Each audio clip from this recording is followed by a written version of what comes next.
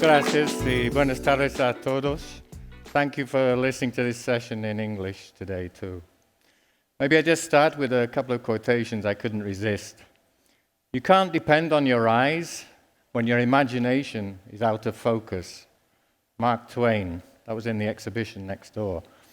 Everything you can imagine is real. Pablo Picasso. I really hope in this session we can stimulate your imaginations. I'm going to do a sort of warm-up talk. It's very quick, it's very dense, and I hope you take away a few micro-stories from it. Design the present. I believe we should design the present because it will affect tomorrow. Enough of designing futures in 20 years' time. We design now, in the present. I'm making a proposal this afternoon that we approach materializing plural worlds, because the one world with continuous economic growth is the world which is destroying our world. We need plural worlds. I call it the age of extractivism. I've been working in this area now for some 45 years. I qualified as an environmental scientist. In the 1980s, we reclaimed industrial land right across the UK.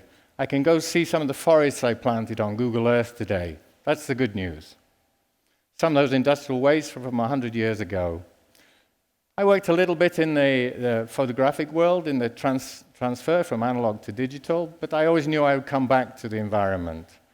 I've been working in design now for 25 years, and I've been looking for the killer adjectives: eco-design, slow design, co-design, participatory design, eco-social design, open design. I'm still adding adjectives to the word design, because I'm still concerned about how we sustain our world.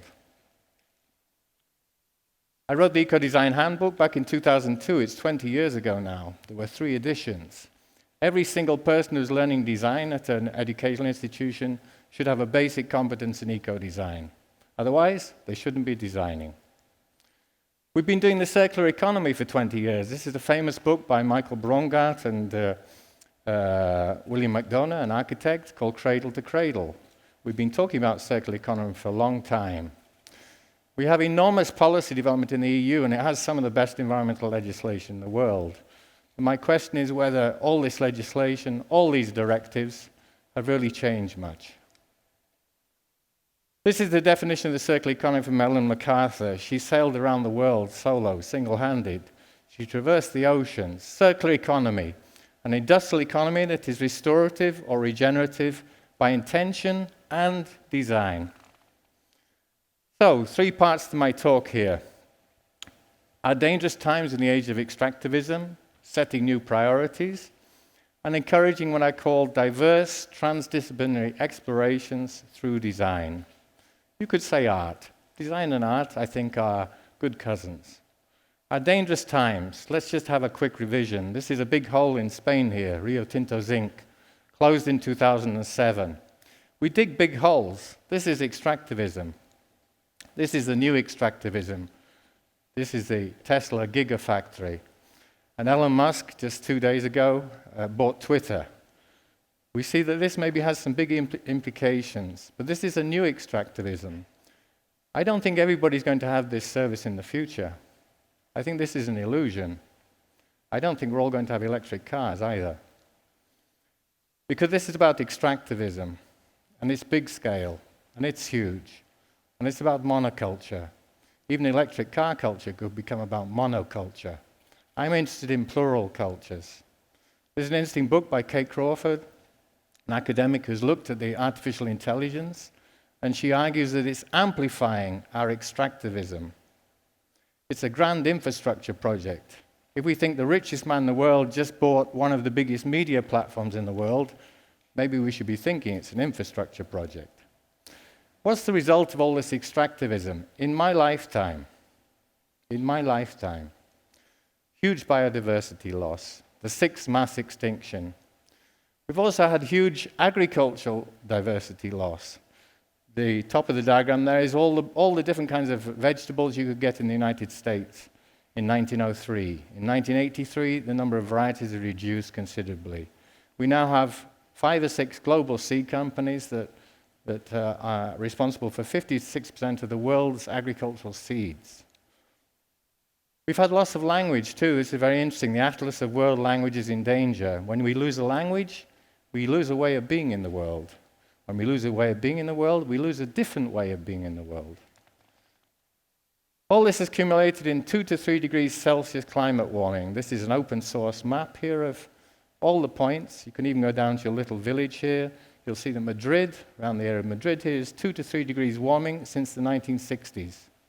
You'll see that Eastern Europe is warming much faster. So we know this stuff, yes? So let's set some new priorities. We have to completely change our economics. Who knows the donut economics model of Kate Raworth? Can I just see a few hands here?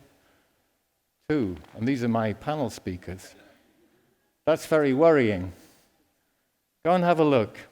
We shouldn't fall in the hole because that means socially we're in a desperate condition. And we shouldn't go outside the donut because that means our environment's in a desperate condition. It's a very simple model. We have the new European Bauhaus, and this is an interdisciplinary creative project involving artists, designers, and any other person who thinks they are a creative. It's a very open project. It's funded and related to the European Green Deal. We're talking 1.8 trillion euro investment. It's a huge amount of money. This is an opportunity to do things different. But remember my quotes about imagination. We have to look beyond what we can see. There are 48 prizes being issued already with the new European Bauhaus. I'm just going to pick 3 here, which I randomly picked. This is in Seville. It's in the south, a very poor area of Seville, a very poor neighborhood. And they're trying to ameliorate the environment. The temperatures in Seville, of course, go above 40 degrees centigrade in the summer. They do it with plants, with terracotta, and of course, with community. This is another example in Barcelona where they're using the evaporative power of terracotta and maybe some micro agricultural farming here, urban farming. And this is an interesting project where they're trying to put an interesting smell into biomaterials. So we can easily identify a bioplastic compared to a synthetic plastic. This is in Bratislava. So it's fantastic. We have things happening. I have some hopes of the new European Bauhaus. Maybe we didn't need to use that name. Maybe we need a new name too, because the Bauhaus has a certain history, let's say. But let's go on to think about how else we can encourage these transdisciplinary explorations through design. I was curator of the Porto Design Biennale, only in its 2nd edition, between the cities of Porto and Matosinhos in the north of Portugal. And I chose the theme Alter Realities, Designing the Present. How can we make and prototype together, reveal, critique, and amplify alter realities, other forms of reality, in order to reorientate ourselves towards futures where trust in each other is restored, where regeneration, not destruction, is evident, where we find a new relationality between us and others. I'll come on to talk about who are the others in a minute. We had some sub-themes in here. This, for instance, is a sub-theme of alter livelihood. I like the word livelihood. I don't know how well it translates from English into other languages, but livelihood is how we earn our living in life and how we live our life. It's a combination of work and pleasure and life itself. And they were looking at a valley here called Valgrina in Trentino, in the northeast of Italy, and they were trying to project how could we have livelihoods in 2060 in this valley, in the Alps. The Alps, of course, is an interesting place of climate change. We've had glaciers disappear again in my lifetime. So this was asking questions about how we want to live. Fundamentally, that's the question we all face at this kind of conference. How do we want to live? We were looking at local production too and asked what could we produce more locally. We know through the pandemic, we know through the war in Ukraine that global supply chains have been disrupted, material prices are going up. We should all be asking ourselves, what can I make locally to balance this equation? We also have to look at alterscapes. This was a liberal interpretation here because in the cities of Portugal, there still isn't really an acceptance of and a real appreciation of the colonial history that is still present in all the buildings. So Alterscapes was looking at decolonializing our view of the cities. Altercare was dealing with many things. This is where we deal with otherness. Otherness is other living beings, earth beings. Otherness is other people you don't understand. Otherness is everything beyond us. But we have to care for otherness because this is part of our complex world. So how do we design carefully.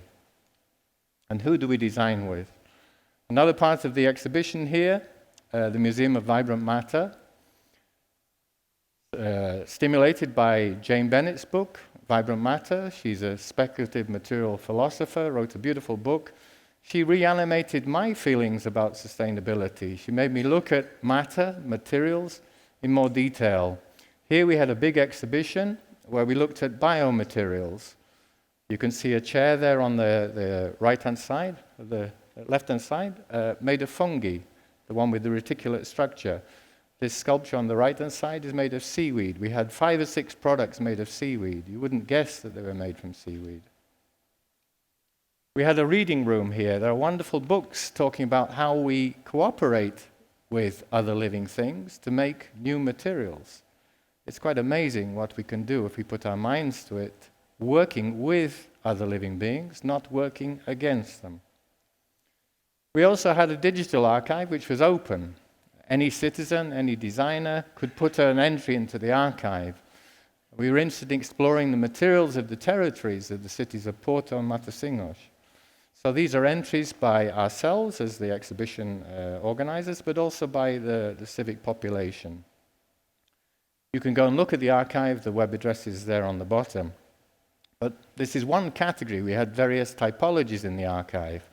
We talked about local materialities. On the left-hand side, we created a category called hyperlocal. These are materials you'll only find in 100 square meters. You won't find them anywhere else. Then we talked about local. I think we all have some understanding of what local is. Then we talked about immigrant materials, materials that are imported, that arrive in your location. Emigrant materials, materials that leave your location. Transient materials, in this particular case, an example of aluminium. Aluminium is present throughout our society, and it's continually transforming. And then we talked about omnipresent materials. And it's quite amazing for me that we've only started talking about microplastics down the cafe, in the bar. Microplastics have been discussed by the scientists for quite a long time now. And now we have nanoplastics. And I'm talking to you, my lungs are working, and the nanoplastics also working inside my lungs. Nanoplastics, they're in us. We are the world. And we have electronic goods all over the world. So these materials we call omnipresent. So this is a new way of thinking about our materials. What is really local? What is moving through? Where's it going? What's it doing? What is present in the whole globe? We took this exhibition, the Archive of Vibrant Matter, to Galicia. We experimented there. Of course, Galicia is a famous area for fishing, for seaweeds. I even had a dish in the local restaurant, huevos revueltos con algo de mar. Fantastic. We tried to experiment with it. It's not an easy material, and we can make new things from it. But of course, we shouldn't harvest all the seaweed. We have to think of how we work with the seaweed. We can use the mussel shells. We can refabricate from almost anything. Actually, in some human languages, they still do not possess the word for waste. Waste is quite a modern word. Perhaps it's a word since the Industrial Revolution. Where I grew up in Yorkshire, they had a phrase. They said, where there's muck, there's brass. I'll translate from Yorkshire English. That means where there's dirt, there's money. There's waste in money, of course. In the circular economy, there isn't any waste. It's all resources circulating. And lastly, this clock is going crazy down here, so I don't actually know how much time I've used up, but I'll just finish these last slides. It's very quick. I have another project. We're going on to farming here now. This book will be published in May. This is looking at the work of designers and artists in agriculture. What have they been doing? How do they work with smaller farmers in general? How do the creative practice of the arts and designers work with the farming practices of the farmers? And what can we reimagine? You know, most small farms are family farms. Why? We don't have to have a farm run by a family. We can look at new social structures. There's some wonderful work in here, many case studies. And we can do it differently. I ran a small network in South Tyrol in the northeast of Italy where we did all the workshops on farms. We had creative people going to the farmers. I believe very much in that. And I think my panelists here, they go all over the world. They go straight in to the local place. You don't ask people to come to you. You go to them. We did some work in our faculty here using apple waste, using excess wool, using hemp, and using the parts of the cow that nobody wanted to eat. These were all design projects. And I work on this diversity triangle, human diversity at the top, agricultural diversity, and biodiversity. And in the middle, I talk about multi-species diversity. If you can't find a project here as a creative person, then you're on the wrong planet. Because this is what we have to look after. If we want a preferable future, we have to balance these three diversities. We've always had to balance this. Of course, 10,000 years ago, we didn't have something called agriculture. We were just balancing human diversity and natural biological diversity. We can make all these things on the farm. We can even grow chairs. If you look down the bottom, this is furniture that's grown in the field into a chair and then cut. But we need to go further, what I call hybrid landscapes. This is where oats, a food crop, are being grown with wildflowers. So if you see the white lines, the wildflowers germinate later. These are corridors for every other living being.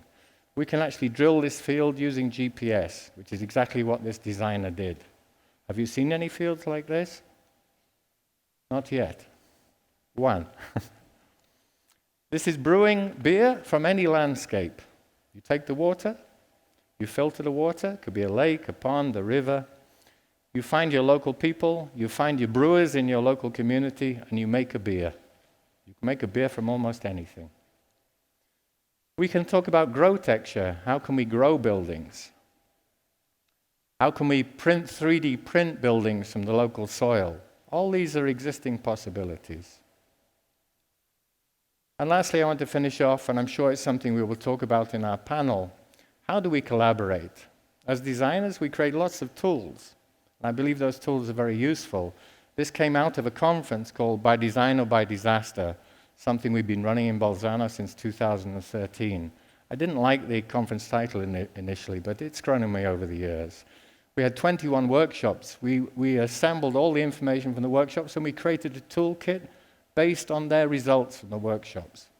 This is how to collaborate. In the middle, it uses what's called a multi-level perspective actor system, where we talk about the socio-technical regime, the socio-technical landscape, and the niche actors. And if we're going to change what happens next, if Madblue is going to change what happens next, we need to collaborate in very diverse ways. So I leave it here just as a kind of warm-up introduction for our conversation with our wonderful guests. We have tools, but we need imagination, and we need to be much more radical. And I hope we can do that together. Thank you.